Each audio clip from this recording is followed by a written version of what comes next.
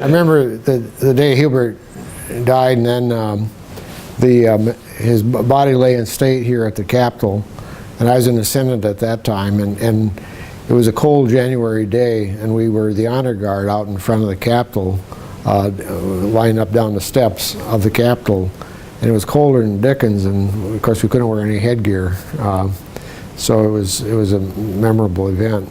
The first time I met Hubert was back in the late 60s, and I first knew of him through his public record and all that, and his son, Skip Humphrey, was a classmate of mine in law school.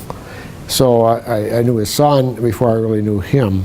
One of the things that my wife and I both enjoyed a lot was going to, at those times, the Jackson-Jefferson Day dinners, and Hubert and Gene McCarthy would often speak, and you could be elevated by what they said. You know, Hubert could feel bad or he'd be sick when he'd come in, but by the time he finished talking, he'd be, well. And whenever you went to one of those programs with Hubert speaking, you walked away just feeling elated and energized and pleased and happy to be part of society and life and government.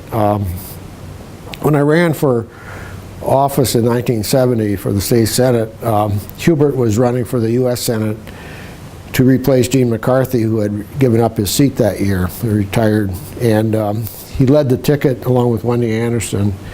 And so Hubert was always very generous in working with us, as well as his wife Muriel. She did some events for us as well. That's where I first got to know him. I remember one event, there was a program at the old Picniclet, and Hubert's there, and Fritz and Don Fraser and Congressman Carth and others, and I was on the dais with them. It was a senior citizen program, and I had my 3-year-old daughter with me, and Hubert came in and he sat next to us, and my 3-year-old daughter, he started motioning to her, and a picture was taken, and she was feeding him Cheerios. It was really kind of wonderful. But then at times I'd be flying back and forth to Washington for this Federal Privacy Commission I served on for a couple of years, and I'd see Hubert in Washington, or sometimes on the airplane flying back, and he was always gracious and open and helpful any way he could.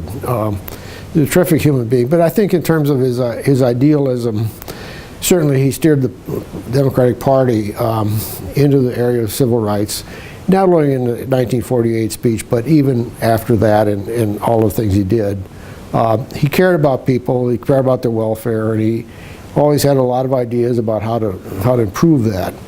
And as much as he was, much as he often lost, and as much as he was disappointed by those losses, he never gave up. He always kept fighting, and one could honor that and appreciate his tenacity, his optimism that people could be better and that we could all do better. And, I think he was able to befriend his enemies and opponents because he genuinely liked people, and he was never mean to them. He's never sarcastic or angry in public anyway, and I don't think he was in private.